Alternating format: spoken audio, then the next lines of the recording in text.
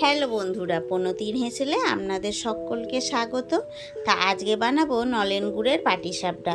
তা পাটিসাপটা অনেকেই বানাতে পারেন, কিন্তু আমি কিভাবে বানালাম সেটাই আপনাদের সঙ্গে শেয়ার করছি। আর এইভাবে একবার পাটিসাপটা খেয়ে দেখবেন, ভীষণ সুন্দর আর নরম টেস্টি হবে। তা এখানে আমি 500 গ্রাম নিয়েছি হচ্ছে আতপ চাল। এটাকে 3 ঘন্টা ভিজিয়ে রেখে আমি ভালো করে মিক্সারে পেস্ট করে নিয়েছি। আর এদিকে আমি 1 বাটি নিয়েছি ময়দা। আর প্রথমে আমি 1 কাপ দুধ নিয়েছি, সামান্য একটু লবণ দিয়ে ভালো করে এটাকে মাখিয়ে নেব। এবার মাখাতে মাখাতে যদি দেখি দুধের দরকার, তাহলে আমি আর 1 কাপ দুধ দিলাম। কারণ এখানে আমি বেশি জল ব্যবহার করব না, তাহলে পাটিসাপটাটা খেতে ভালো লাগবে না। শুধুমাত্র এই 1 কাপ মাত্র জল ব্যবহার করছি। এই 1 কাপ জলকে আমি প্রথমে হাফ দিলাম, পরে হাফ দিলাম, তারপরে সুন্দর একটা ব্যাটার তৈরি করে নিলাম। আর এখানে মিষ্টির জন্য আমি ব্যবহার করেছি নলেন গুড়। এখানে আমি 1 কাপ নলেন গুড় নিলাম।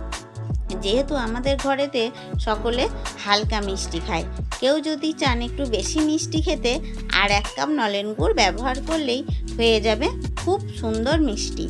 তারপরে আমি এখানে ঢাকা দিয়ে রেস্টে রেখে দিলাম। আর যে ভেতরের পুরটা বানাতে হয় সেইটার জন্য আমি এখানে খোয়া ক্ষীর নিয়েছি, কারণ হাতে একটু কম সময় ছিল যে ক্ষীরটা বানাবো। তার জন্য আমি এখানে খোয়া ক্ষীর নিয়েছিলাম 250 গ্রাম। আর এখানে আমি 1 প্যাকেট দুধের হাফ নিয়েছি। এই দুধটা কিন্তু গরম করা ছিল। তারপরে ক্ষীর আর দুধ সুন্দর করে মাখিয়ে নিয়ে এলাম। মাখিয়ে নেওয়ার পর একটু এলাচ দিয়ে দিলাম। এখানে আমি 3টে মতন এলাচ দিয়েছিলাম। আর এখানে ভালো করে কম আঁচে সুন্দর করে 10 মিনিট নাড়াচাড়া করলেই এই ক্ষীরসাটা তৈরি হয়ে যাবে। তারপরে আর কি একটু ঠান্ডা হয়ে গেলেন, দেখুন কি সুন্দর জমে গেছে। এবার একটা প্যান বসিয়ে দিলাম।